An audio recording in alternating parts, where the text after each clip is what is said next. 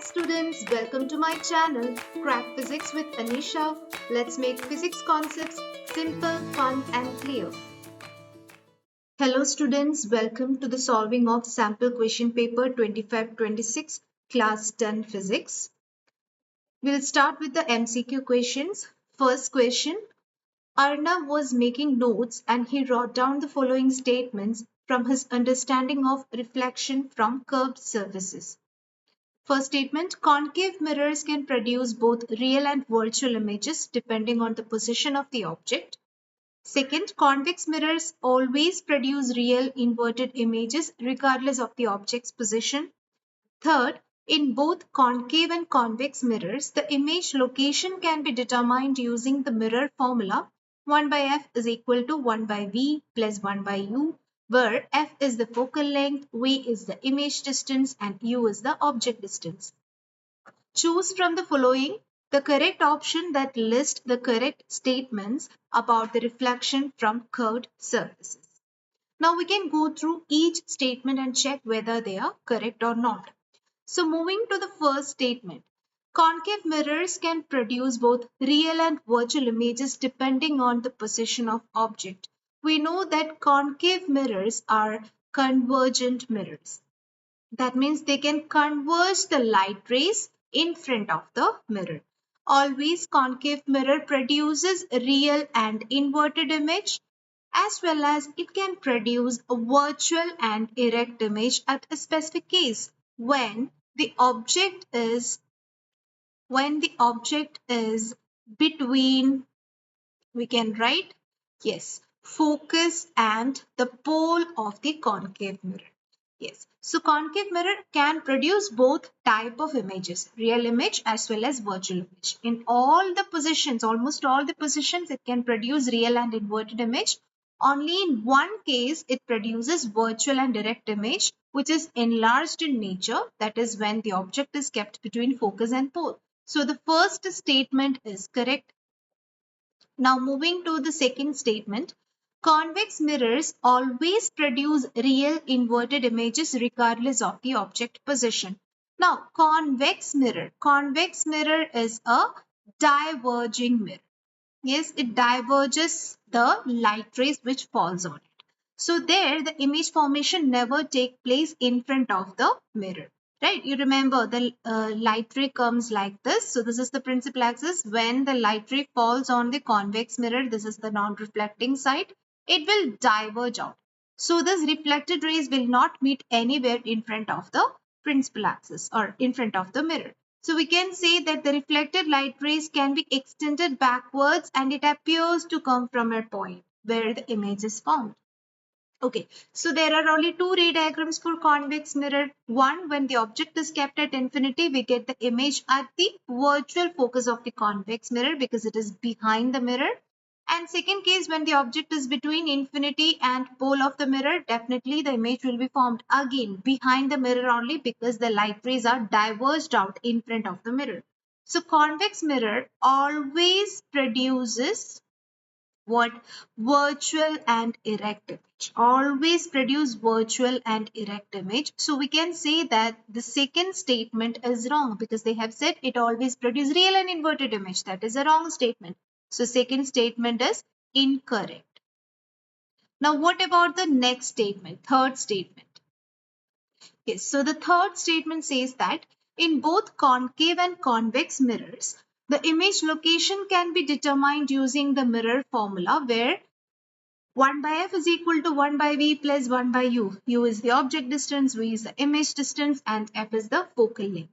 Now, if we apply the proper sign convention according to the concave mirror, convex mirror, we can find the image distance. If the focal length and the object distance is given to you, definitely we can find the image. So, third statement is true for both concave and convex mirror. So, we can say that third statement is correct. So only two statements are correct. One statement is wrong. Which is it? First and third statement is correct. So option D is the right answer. Next question. Choose the correct option from the below which explains the reason for us to perceive the day sky as blue. A. As sunlight passes through the atmosphere, shorter wavelengths such as blue are scattered more than other colors. B. The sky appears blue because all colors are scattered equally, but blue light is stronger and more visible to the human eye. C. The blue color of sky is due to longer wavelength like red and orange scattering more than the shorter wavelength, making blue stand out more. Option D, the atmosphere contains blue-colored particles that give the sky its blue appearance. Now, first and foremost thing, we should know that sky appears to be in blue in color due to scattering of light. That we know, scattering of light.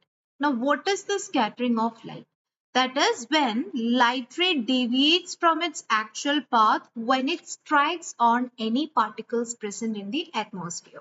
So in atmosphere, we know there are different particles like we have gas molecules, we have water droplets, we have smoke, we have dust.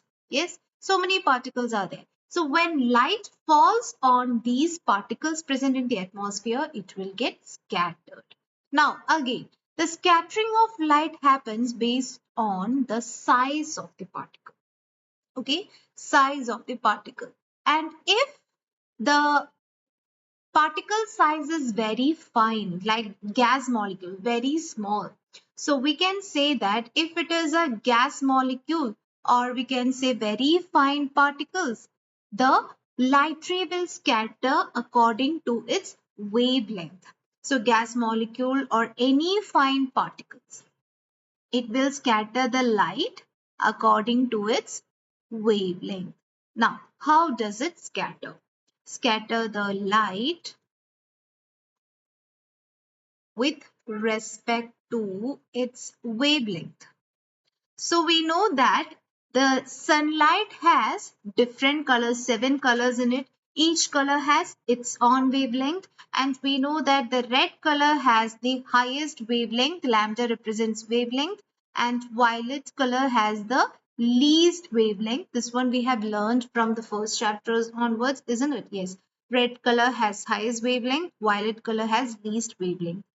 And the color which is having less wavelength, less lambda.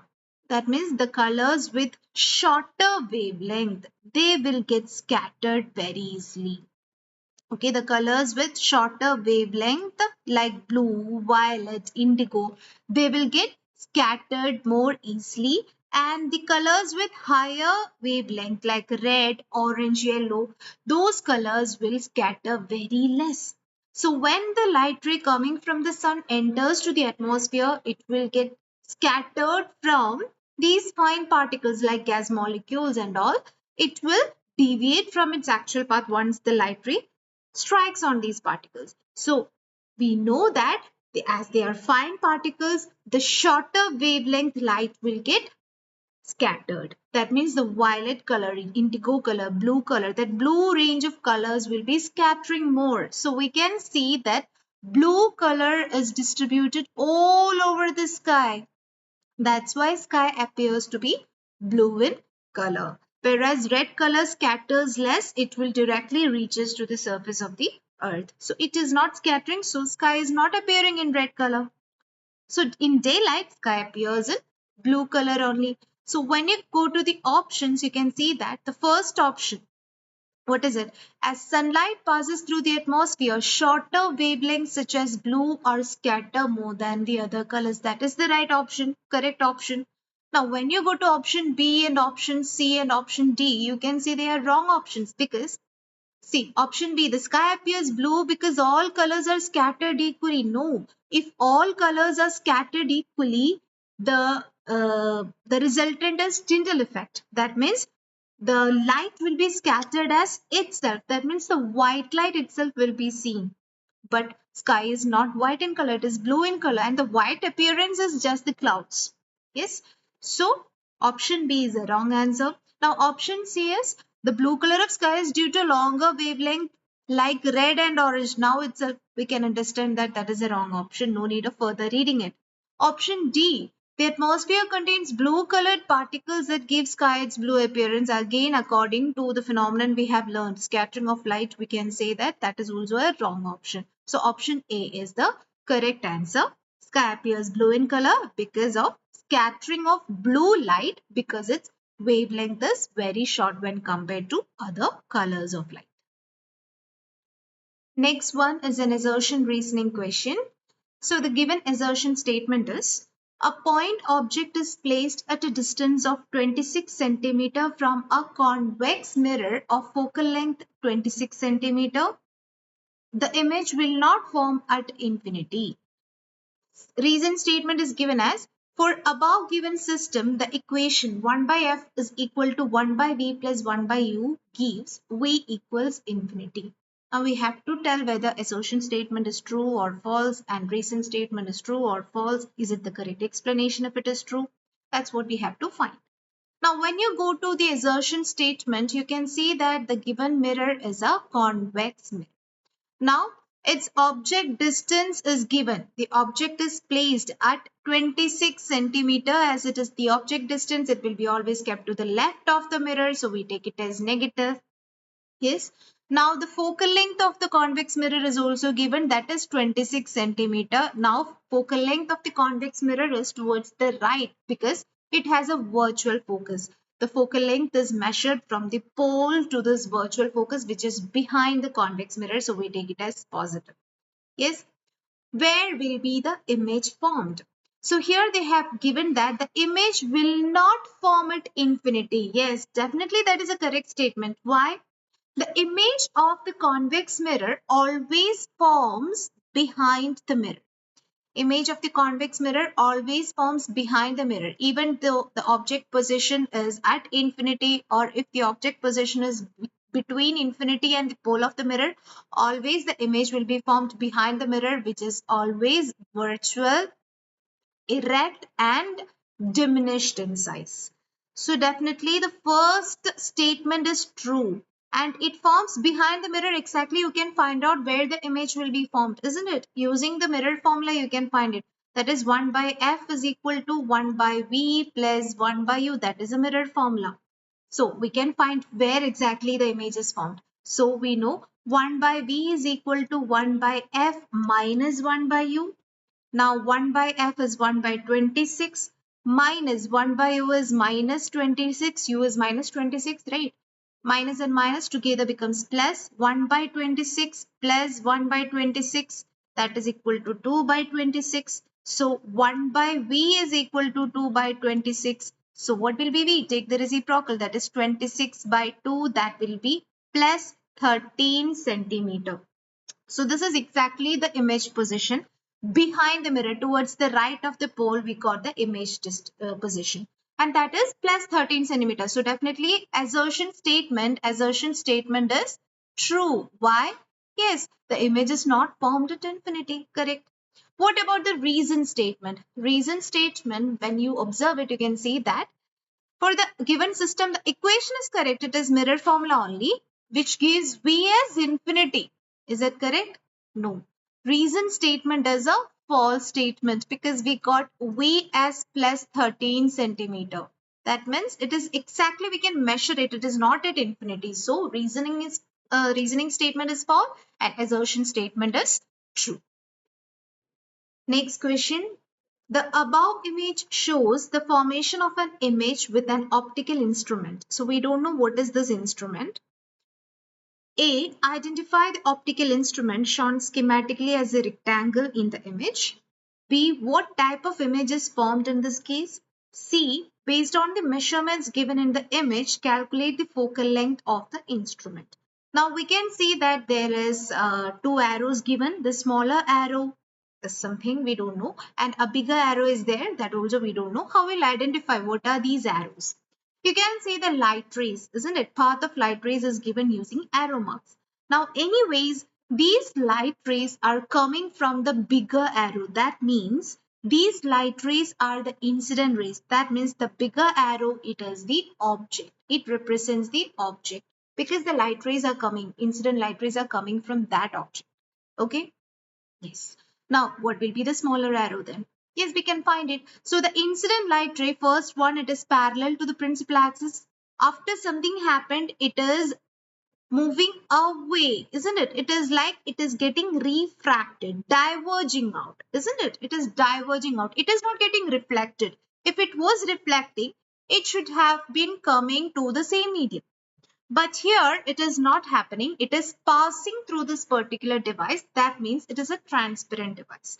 And this transparent device is diverging out the light ray. So what is it? Definitely this transparent optical instrument should be a lens, isn't it? If it was a mirror, it should have been reflected. But you can see it is passing through it. Light ray is passing through it, but it bent from its actual path, original path. So definitely this is refraction of light and the light ray is passing through a lens. We have to identify which lens is this. That's our task. Now, the first light ray, it diverged out when it passed through the lens. Now the second incident light ray, you can see it is passing through the optic center of the lens. So if the light ray is passing through the optic center, it will not bend. It will not deviate from its path. It will go along the same straight line. Yes. Now, here they have given these refracted light ray, this diverged light ray, when it is extended backwards at a point, you can see there is a meeting point where these refracted light rays are there on the same side of the object. That meeting point represents our position of image. Yes, it is the position of the image. That much we understood. Yes. Now we can see the light rays are diverging out. If it is a diverging lens, what is a diverging lens? Diverging lens is basically concave or convex. Diverging lens is a concave lens. We have seen the experiments. We have discussed that in the theory part. Diverging lens is always concave lens. It will diverge out the light rays when it is passed through the concave lens. It always have a virtual focus. Why? Because this diverged light rays, these refracted light rays appear to come from a point on the principal axis on the same side of the object. So we call it as a virtual focus. Yes. So the type of the optical instrument is a concave lens. A part of the question is over. Now moving to the B part of the question, what type of image is formed in this case? So type of image or nature of image, both are same. So what kind of image is formed? You can see that the image is formed on the same side of the object. If the image is formed on the same side of the object, we can say that it is a virtual image. If it is a virtual image, definitely it will be an erect image. Yes, from the figure itself, it is observable that the image is formed above the principal axis. So it shows that it is an erect image, and as it is formed on the same side of the object, we can say that it is a virtual image. Image is formed on the same side of object. Yes. Yes. Next question. So type of image and nature of image both are same only. So we got the type and nature of the image. Next one. Based on the measurements given in the image, calculate the focal length of the instrument. We have to find out the focal length of the instrument. Now we have identified which is the object, which is the image. Now object distance is given there. It is given as 20 centimeter. As the object is towards the left of the lens, towards the left of the optic center we are measuring, we are taking it as negative. Apply sign convention, don't forget it. Now the image is formed on the same side towards the left of the lens. Again towards the left of the optic center we are taking, it is given as 10 centimeter negative. Yes, because it is towards left. We have to find the focal length, F. How we'll find it? We can use the lens formula. Yes, very good. What is it? 1 by F is equal to 1 by V minus 1 by U. What is 1 by V? 1 by minus 10 minus 1 by minus 20. Yes. Now what is 1 by F again? This 1 by minus 10, I can write it as minus 1 by 10. Now negative of negative, it becomes positive 1 by 20. Now we can cross multiply or take the LCM, no problem. You will be getting minus 20 plus 10 by 200. That is basically minus 10 by 200. That is 0 cancel out and we get it as minus 1 by 20. That is 1 by F, right? So take the reciprocal to find the focal length. You will be getting 1 by 1 by 20, that is basically 20, so that minus remains. So minus 20 centimeter is the focal length. Remember, we got the focal length in negative sign because it is a concave lens which always forms a virtual focus. Towards the left of the optic center, we are getting the focus, right? So focal length will be always negative, that is minus 20 centimeter in this case. Next question. Under what condition can a convex lens form a virtual image? B part of the question. Why does a piece of paper catch fire if we allow sunlight to pass through a convex lens onto the paper? So one by one we can solve it. First question. Under what condition can a convex lens form a virtual image? Now we know that a convex lens is a converging lens. So it will converges all the light rays which passes through it on the real focus, isn't it? That is what is happening to a convex lens. And we know that the focal length of the convex lens, it will be always positive. Why we take it as positive? Yes, this is f1, this is f2, this be 2f1, center of curvature, let this be 2f2. Yes. Why we take the focal length of convex lens positive? Because the refracted light ray actually meets at a point on the principal axis. So we can take the focal length, the distance from optic center to that meeting point, as positive because it is towards the right of the optic center. Yes. So always this convex lens gives a real image because these refracted light rays will meet at a point on the other side of the object. Real image which is also inverted. If it is a real image, it will be an inverted image. So convex lens always gives real and inverted image. But there is a specific case where convex lens can give a virtual image. So when we say that the image is a virtual image, when the image is formed on the same side of the object, image is formed on the same side of the object.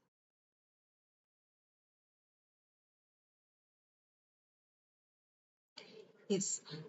So when the image is formed on the same side of the object, that means the object will be always kept towards the left of the optical device if it is a lens or a mirror.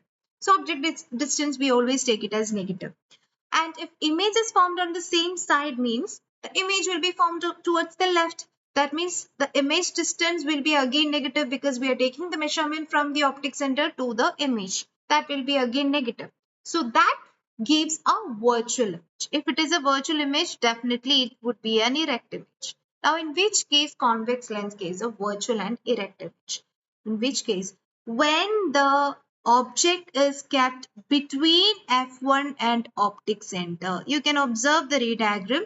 So this is our convex lens. This is the optic center. Let this be f1. This be 2f1. Okay, this is f2. We know lens has two foci and yes, center of curvature. So 2f2. When the object is between f1 and optic center, using two ray diagrams, you can draw the ray diagram in this case. So we can take the parallel ray to the principal axis. After refraction, it passes through the focus on the other side, isn't it? It converges at a point. It meets at a point on the principal axis. So this is the first ray used to draw the ray diagram. Second ray, you can choose any ray. I am choosing the ray which is passing through the optic center. You should draw a straight line, okay? Optic center without deviation, it will be passing through the optic center, isn't it? These are the two types of rays. So when we know that these refracted rays are not meeting at any point on the other side of the object towards the right of the lens, it is diverging from each other, moving away from each other. So what we are doing, we will extend back these refracted rays such that we can see at a particular point these refracted rays are meeting. At a particular point, these refracted rays meet, and that is the point where the image is formed. And you can see that it is that meeting point is above the principal axis. If it is above the principal axis, we are getting an erect image. And as it is on the same side of the object, we say it is a virtual image. So this is the condition where a convex lens can give a virtual image. Then when the object is between Object is between F1 and optic center, the focus and the optic center. It gives a virtual and errant image. So A part of the question is over. Now moving to the B part of the question. Why does a piece of paper catch fire if we allow sunlight to pass through a convex lens onto the paper? Now, sunlight, it is coming from sun. So we can consider the incident rays are coming from infinity. So here also we are using a convex lens. We know convex lens is a converging lens. Yes, convex lens is converging lens. That means it is converging the incident light rays at a particular point. Yes, so here we can say sun is at infinity, sunlight is also coming from infinity. So if the object is at infinity, we know that we will take two parallel rays to draw the ray diagram.